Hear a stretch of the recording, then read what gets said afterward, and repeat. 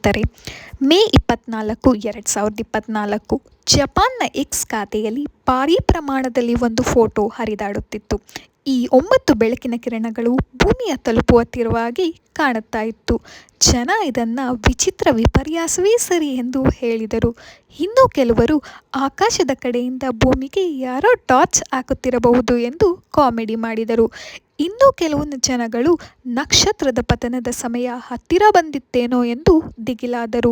ಆದರೆ ಇನ್ನು ಬುದ್ಧಿವಂತ ಜನರು ಅನ್ಯಜೀವಿಗಳದೇ ಕೆಲಸ ಎಂದು ಚಿಂತೆಗೀಡಾದರು. ಆದ್ದರಿಂದ ಜಪಾನ್ನ ಸರ್ಕಾರ ತಲೆ ಕೆಡಿಸ್ಕೊಳ್ಳಿಕ್ಕೆ ಶುರು ಮಾಡಿತು. ಅಲ್ಲಿನ ಹವಾಮಾನ ಇಲಾಖೆ ಆ 9 ಲೈಟ್ ಎಲ್ಲಿಂದ ಬಂದವು ಎಂದು ಸಿಕ್ಕಾಪಟ್ಟೆ ತಲೆ ಕೆಡಿಸ್ಕೊಂಡು ಇದರ ಬಗ್ಗೆ ಜಪಾನ್ನ ಸರ್ಕಾರ ಏನು ಮಾಹಿತಿ ನೀಡುತ್ತೆ ಎಂದು ನೋಡೋಣ ಬನ್ನಿ. ಅದಕ್ಕೂ ಮುನ್ನ ನಮ್ಮ ಚಾನಲ್ನ ಸಬ್ಸ್ಕ್ರೈಬ್ ಮಾಡಿ, ವಿಡಿಯೋನ ಲೈಕ್ ಮಾಡಿ ಹಾಗೂ ನಿಮ್ಮ ಅನಿಸಿಕೆಯನ್ನು ಕಮೆಂಟ್ ಮಾಡಿ. And don't forget to press the bell icon please. ಸ್ನೇಹಿತರೆ, ಅನ್ಯಗ್ರಹ ಜೀವಿಗಳ ಬಗ್ಗೆ ಇವಾಗಲೂ ಭಿನ್ನಾಭಿಪ್ರಾಯಗಳು ಇದ್ದೇ ಇದೆ. ಆದರೆ ಇನ್ನೂ ಸ್ವಲ್ಪ ಜನ ಅನ್ಯಗ್ರಹದಲ್ಲಿ ಪ್ರಾಣಿಗಳು ಜೀವಿಸಲು ಅಸಾಧ್ಯ, ಇನ್ನು ಇವುಗಳು ಎಲ್ಲಿಂದ ಸಾಧ್ಯ ಎಂದು ಹೇಳುತ್ತಾರೆ. ಇನ್ನೂ ಸ್ವಲ್ಪ ಜನ ಅಮೇರಿಕಾದ ಇದು ಕುತಂತ್ರವೆಂದು ಹೇಳುತ್ತಾರೆ. ಆದರೆ ಇನ್ನು ಕೆಲವು ಬುದ್ಧಿವಂತ ಜನ ಅನ್ಯಜೀವಿಗಳು ಇದ್ದರೂ ಇರಬಹುದು, ಅವು ನಮಗಿಂತ ಬುದ್ಧಿವಂತರೂ ಆಗಿರಬಹುದು, ಅನ್ಯಜೀವಿಗಳ ವಿಷಯವನ್ನು ಕಡ್ಡಿ ತುಂಡು ಮಾಡಿರೋ ಥರ ಹೇಳ್ತಾರೆ. ಹಾಗಂತ ಇವುಗಳು ಇಲ್ಲವೇ ಇಲ್ಲ ಎಂದು ಹೇಳಲು ಅಸಾಧ್ಯವೆಂದು ಇನ್ನು ಸ್ವಲ್ಪ ಜನಗಳು ಹೇಳುತ್ತಾರೆ. ಇನ್ನು America, Canada, Japan, Russia, UK ಇಂತಹ ದೇಶಗಳಲ್ಲಿ ಅನ್ಯಜೀವಿಗಳು ಓಡಾಡುವ ಅಂದರೆ ಫ್ಲೈಯಿಂಗ್ ಸಾಸರ್ಗಳನ್ನ ನಾವುಗಳು ನೋಡಿದ್ದೀವಿ ಎಂದು ತುಂಬ ಜನ ಹೇಳ್ಕೊಂಡಿದ್ದಾರೆ. ಇನ್ನು ಭಾರತದ ಹಿಮಾಲಯ ಪರ್ವತದ ಶ್ರೇಣಿಗಳಲ್ಲಿ ಅಲ್ಲಿ ಹಾರುವ ತಟ್ಟೆಗಳು ಅಂದರೆ ಫ್ಲೈಯಿಂಗ್ ಸಾಸರ್ಗಳು ಕಾಣಿಸಿಕೊಂಡಿವೆ.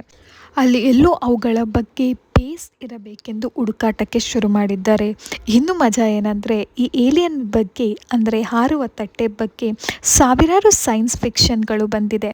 1958ರಲ್ಲಿ ಹೆನ್ರಿ ಸೆಲ್ಸರ್ ಎಂಬ ಲೇಖಕ ಬರೆದ ದಿ ಡೆಲಿಕೇಟ್ಸ್ ಫ್ರಮ್ ವೀನಸ್ ಎಂಬ ಬುಕ್ ತುಂಬ ಪಾಪ್ಯುಲರ್ ಆಗಿದೆ.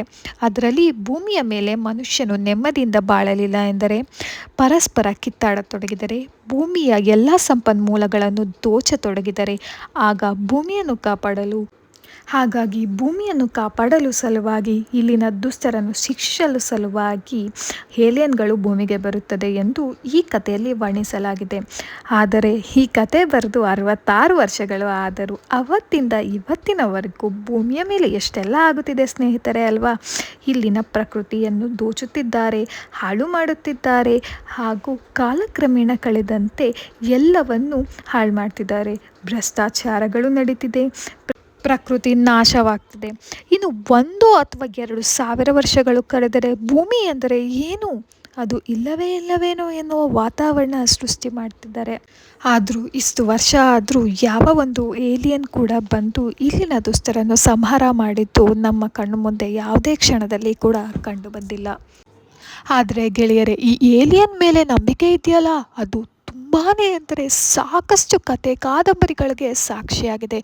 ಆದರೂ ಈ ಬಗೆಯ ಕಂಡು ಸಿನಿಮಾ, ವೆಬ್ ಸೀರೀಸ್ಗಳು ತುಂಬಾ ಬರ್ತಾ ಇದೆ. ಜನಗಳ ನಂಬಿಕೆ ದಿನ ಹೆಚ್ಚಾಗ್ತಾನೆ ಹೋಗ್ತಿದೆ ಸ್ನೇಹಿತರೆ. ಹಾಗಾಗಿ ಹಾರುವ ತಟ್ಟೆಗಳ ಬಗ್ಗೆ ನಾವು ನೋಡಿದ್ದೀವಿ ಎಂಬ ತುಂಬ ಜನರುಗಳು ಹೇಳ್ತಾನೆ ಬರ್ತಿದ್ದಾರೆ. ಇದೇನಾದರೂ ಬರೀ ಜನಸಮೂಹದ ಕಲ್ಪನೆಯಲ್ಲಿ ಮಾತ್ರ ಇದೆಯಾ ಸ್ನೇಹಿತರೆ? ಖಂಡಿತ ಇಲ್ಲವೇ ಇಲ್ಲ. ಎಲ್ಲೋ ಸೌರಮಂಡಲದ ಆಚೆ ನಮಗೆ ಗೊತ್ತಿಲ್ಲದೆ ಇರೋ ಯಾವುದೋ ಒಂದು ಗ್ರಹದಲ್ಲಿ ಈ ಜೀವಿಗಳು ವಾಸಿಸಬಹುದು ಅಥವಾ ಎಲ್ಲೋ ಒಂದು ಜೀವಿಸಬಹುದು ಎಂದು ವಿಜ್ಞಾನ ಕೂಡ ನಂಬುತ್ತದೆ.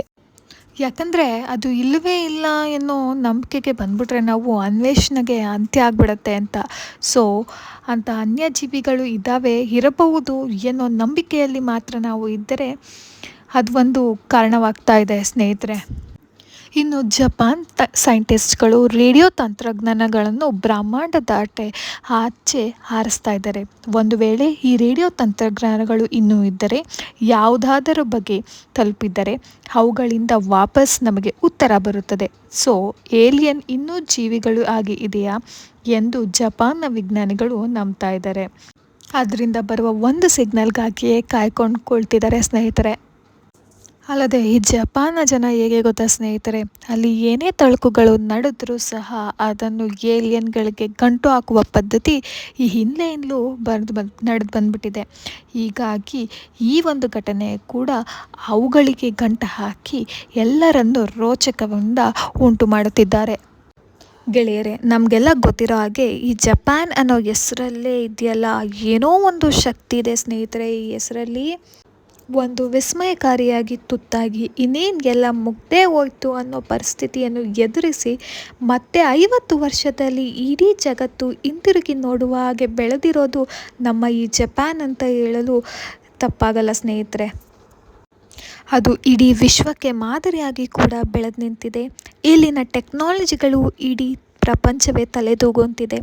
ಮೇಡ್ ಇನ್ ಜಪಾನ್ ಅಂದರೆ ಕಣ್ಣು ಮುಚ್ಚಿ ಕೂಡ ತಗೋಬಹುದು ಅನ್ನೋ ವಿಶ್ವಾಸ ಜಪಾನ್ ಬ್ರ್ಯಾಂಡ್ಗಳು ಈ ಬಗ್ಗೆ ಇದೆ. ಇಂತಹ ಜಪಾನ್ನಲ್ಲಿ ಆಗಾಗ ಏಲಿಯನ್ಗಳ ಸುದ್ದಿ ಹರಿದಾಡ್ತಾನೆ ಇರುತ್ತೆ. ಇಂಥದ್ದೇ ಒಂದು ಸುದ್ದಿ ಮೊನ್ನೆ ಮೇ 11 ಕೂಡ ಹೊರ ಬಂದಿದೆ ಸ್ನೇಹಿತರೆ. ನೀವು ಈ ಫೋಟೋದಲ್ಲಿ ಗಮನಿಸಿದ್ದೇ ಸಹಿ ಆದರೆ ಇಲ್ಲಿ ಒಂದು ಬೆಳಕಿನ ಕಿರಣಗಳು ಇವೆ. ಇದು ಇಡೀ ವಿಶ್ವವನ್ನು ಮಾತಿಗೆ ಹಾಗೂ ಅಚ್ಚರಿಯಾಗೆ ಉಂಟು ಮಾಡಿದೆ ಸ್ನೇಹಿತರೆ. ಡೈಸನ್ ಅನ್ನೋ ಜನ ಈ ಬೆಳಕನ್ನು ಕಂಡು ಬೆರಗಾದರು. ಮಂದಿ ಜಪಾನ್ ಮೇಲೆ ಏಲಿಯನ್ಗಳು ಯುದ್ಧನೇ ಸಾರ್ಬಿಡ್ತು ಅನ್ನೋ ಥರ ಮಾತಾಡಿದ್ರು. ಬೆಳಕಿನ ಕಿರಣಗಳ ಸಂಖ್ಯೆ 9 ಆಗಿತ್ತು. ಆವಾಗ ಶುರುವಾಯಿತು ನೋಡಿ ಸ್ನೇಹಿತರೆ ಎಲ್ಲರಲ್ಲೂ ಅನುಮಾನ. ಈ ಆತಂಕ ಜನರಲ್ಲಿ ತುಂಬಾ ಹೆಚ್ಚು ಮಾಡಿಬಿಡ್ತು. ಹಾಗೆಯೇ ಜನಗಳು ಕೂಡ ಅತ್ಯಂತ ವಿಸ್ಮಯಕರವಾಗಿ ಈ ಚಿತ್ರವನ್ನು ನೋಡ್ತಾನೆ ಇದ್ದರು. ಅದಾದ ನಂತರ ಈ ಜಪಾನ್ ಸರ್ಕಾರದ ಪರಿಸರ ಇಲಾಖೆಯು ಒಂದು ಅಧ್ಯಯನ ಮಾಡಲು ಶುರು ಮಾಡಿದ್ರು. ಹವಾಮಾನ ಇಲಾಖೆಯಿಂದ ಕೂಡ ಮಾಹಿತಿಯನ್ನು ತರಿಸ್ಕೊಂಡ್ರು. ಹಾಗಾಗಿ ವಾತಾವರಣ ಬದಲಾವಣೆಯಿಂದ ಹೀಗೇನಾದ್ರು ಆಯ್ತಾ ಎಂಬ ಅಚ್ಚರಿಯನ್ನು ಕೂಡ ಉಂಟು ಮಾಡಿಸಿದ್ರು ಅಲ್ಲಿಯೇ. ಇಷ್ಟೆಲ್ಲ ಪರಿಶೀಲಿಸಬೇಕಾದ್ರೆ ಅವ್ರಿಗೊಂದು ಮಾಹಿತಿ ಸಿಗುತ್ತೆ ಸ್ನೇಹಿತರೆ. ಅದೇನೆಂದರೆ, ಸಾಮಾನ್ಯವಾಗಿ ಮೀನುಗಾರರು ಹೆಚ್ಚಿನ ಸಂಖ್ಯೆಯಲ್ಲಿ ಮೀನುಗಳನ್ನು ಹಿಡಿಯುವುದಕ್ಕಾಗಿ ಆಗಾಗ ಅಲ್ಲಿನ ತಂತ್ರಜ್ಞಾನಗಳನ್ನು ಬಳಸ್ತಾ ಇರ್ತಾರೆ. ಕೆರೆಗಳಲ್ಲಿ ಮೀನು ಹಿಡಿಯುವುದಕ್ಕಾಗಿ ಚಿಕ್ಕ ಚಿಕ್ಕ ಬಾಂಬ್ಗಳನ್ನು ಸಿಡಿಸ್ತಾ ಇರ್ತಾರೆ. ಆ ಬಾಂಬ್ ಮೂಲಕ ಶಬ್ದಗಳಿಗೆ ಹೆದರಿ ಈ ಮೀನುಗಳು ಎಲ್ಲವೂ ಒಂದೇ ಕಡೆ ಸೇರುತ್ತೆ. ಹಾಗಾಗಿ ಈ ಜಪಾನ್ನ ಜನ ಈ ರೀತಿಯಲ್ಲಿ ಲೈಟನ್ನು ವಶಪಡಿಸಿ ಸಮುದ್ರದ ಮೀನುಗಳಿಗೆ ಹೊರಬರುವಂತೆ ಮಾಡ್ತಾರೆ. ಹೆಚ್ಚಿನ ಪ್ರಮಾಣದಲ್ಲಿ ಮೀನುಗಳು ಆವಾಗ ಆಚೆ ಬರ್ತವೆ.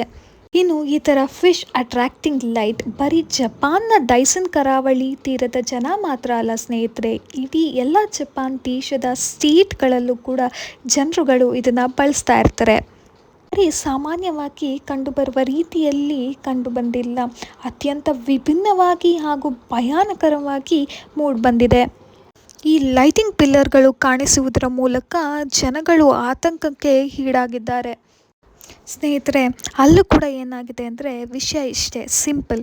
ಈ ಫಿಶ್ ಅಟ್ರಾಕ್ಟಿಂಗ್ ಲೈಟ್ಗಳು ಮೂಡುವ ಸಮಯದಲ್ಲಿ ಆಕಾಶದಲ್ಲಿ ಭಾರೀ ಮೋಡ ಕವಿದ ವಾತಾವರಣ ಉಂಟಾಗಿದೆ. ಬೆಳಕಿನ ಕಿರಣಗಳು ಮೂಡುವ ಹೊತ್ತಲ್ಲಿ ಅವುಗಳು ರಿಫ್ಲೆಕ್ಟ್ ಆಗುತ್ತಲ್ಲ ಸ್ನೇಹಿತರೆ, ಆಗ ಅವ್ರು ಏನು ಅಂದ್ಕೊಂಡಿದ್ದಾರೆ ಅಂದರೆ ಆಕಾಶದ ಹಿಂದೆ ಈ ಬೆಳಕಿಗಳು ಭೂಮಿಗೆ ಬರುತ್ತಿದೆ ಎಂದು ಅವರು ಅಂದ್ಕೊಂಡಿದ್ದಾರೆ. ಅದಕ್ಕೆ ಕಾರಣ ಸಮುದ್ರ ತೀರದಲ್ಲಿ ದಟ್ಟವಾಗಿ ಆವರಿಸಿರುವ ಮೋಡ ಅಷ್ಟೇ. ಹವಾಮಾನ ಇಲಾಖೆಯಿಂದ ಸ್ಪಷ್ಟನೆಯನ್ನು ಕಂಡುಕೊಂಡಿದೆ. ಒಟ್ಟಾರೆಯಾಗಿ ಸಮುದ್ರ ತೀರದಲ್ಲಿ ಹೆಚ್ಚು ಮೀನುಗಳನ್ನು ಹಿಡಿಯುವುದರ ಸಲುವಾಗಿ ಫಿಶ್ ಅಟ್ರಾಕ್ಟಿಂಗ್ ಲೈಟ್ ಪಿಲ್ಲರ್ಗಳನ್ನು ಬಳಸಿರುವುದು ಹಾಗೂ ಹವಾಮಾನ ವೈಶಿಷ್ಟ್ಯತೆ ಜೊತೆಯಾಗಿ ಜಪಾನ್ ಜನರ ಮನಸ್ಸಲ್ಲಿ ಏಲಿಯನ್ಗಳ ಬಗ್ಗೆ ಇರುವ ದಟ್ಟವಾದ ನಂಬಿಕೆಗಳು ಈ ಆತಂಕಕ್ಕೆ ಎಲ್ಲರಲ್ಲೂ ಮುಂದಾಗಿದೆ. ಹಾಗೆಯೇ ಒಂದು ಕಾಲ ಇಡೀ ವಿಶ್ವದ ಜನರನ್ನು ಕೂತು ಇರುವ ಹಾಗೆ ಮಾಡಿಬಿಟ್ಟಿದೆ. ಈ ಘಟನೆ ಜಪಾನ್ನಲ್ಲಿ ತೀವ್ರ ಸೃಷ್ಟಿ ಒಳಗೊಂಡಿರುವ ಹಾಗೂ ವಾಗ್ವಾದಕ್ಕೆ ಒಳಗೊಂಡಿರುವ ಲೈಟ್ ಪಿಲ್ಲರ್ನ ಕತೆ ಇದಾಗಿತ್ತು ಸ್ನೇಹಿತರೆ. ಸಿಗುವ ಮತ್ತೆ, ಅಲ್ಲಿಯವರೆಗೆ ಜೈ ಶ್ರೀರಾಮ್.